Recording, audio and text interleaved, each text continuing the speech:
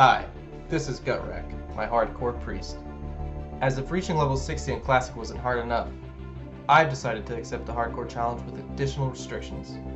No gear can be equipped that I haven't looted from a mob or a chest, no professions can be trained, no quests can be completed, no beasts can be slain, no hearthing, no groups, and of course, no dying.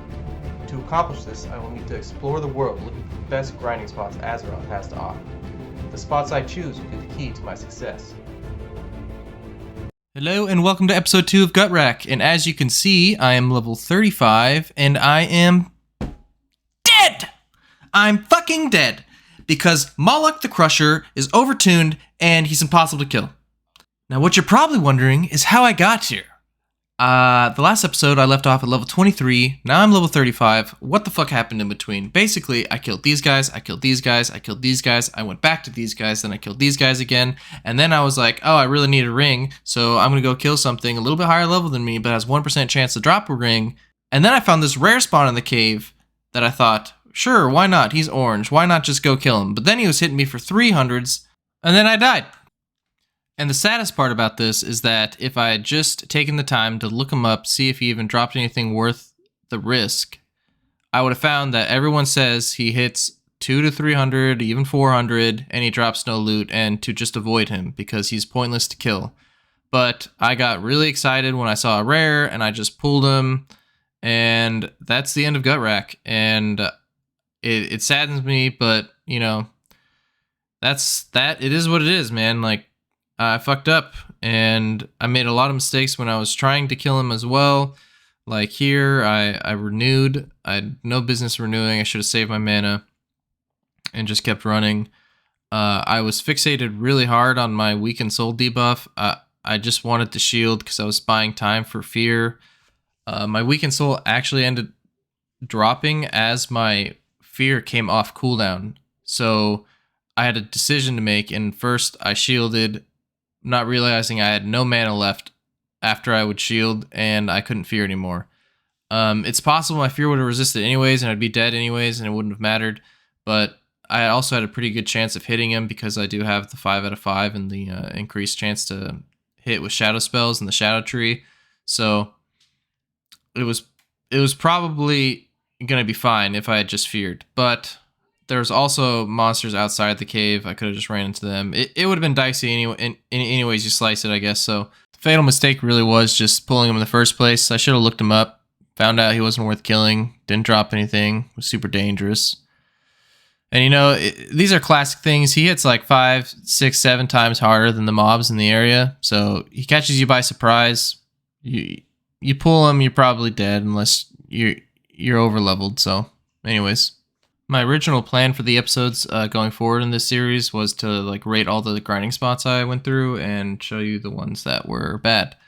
So I thought I'd throw them up there anyway since I made them.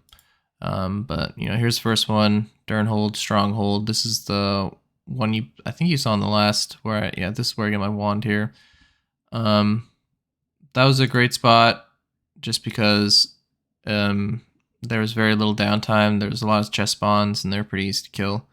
That's kind of what I'm looking for at every spot. This was a 2 out of 5. I couldn't really find anything better, though. I stayed for 2 levels. These centaurs were kind of annoying because they healed a lot, and there were quite a lot of players there also trying to kill them. And the next spot that I found was in Ashenvale, the Howling Vale. I actually really liked this spot. I stayed here for a long time. They were easy to kill. There was just enough of them to where by the time I killed the last one, the first one I killed would respawn. But it was really far from the inn, and there was no chest, so we lost a star. This next one I kind of just found. I was close to leveling, and I was like, okay, I'll just go do this real quick. There were green mobs. This is kind of when I found out that green mobs are probably the way to go because you can kill them really fast. But these mobs also sucked because they healed. Here, Dabri Farm. This you probably remember from the classic release that mages were farming here like crazy. There's a ton of mobs here.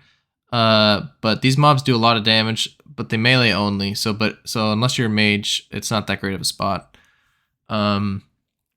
Next spot here is Boulder Fist Hall. I gave it 1 star because this is where I fucking died. If I was the appropriate level, it actually wouldn't have been that bad. These guys don't have really good abilities. They just kind of cast Frostbolt, and another one made melees and stuns. And there were a few chests too, but again, I died here, so fuck it.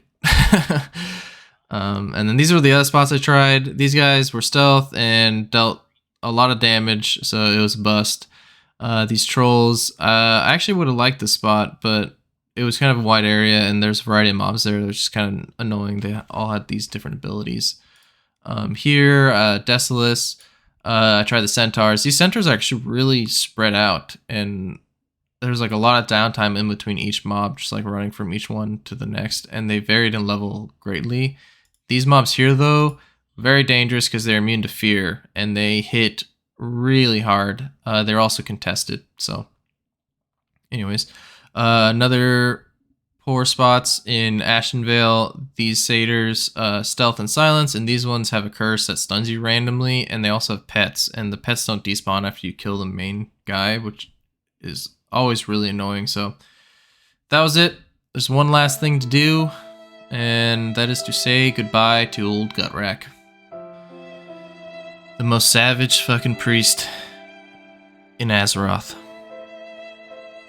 Goodbye, buddy.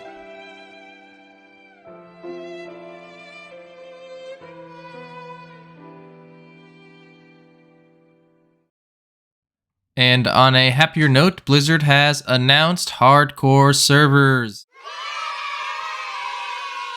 Yeah, it's going to be late summer. The timing's a little awkward, though, because it is May 27th right now, and I don't think I can get to 60 before the release of the official servers, so I'm kind of forced to wait.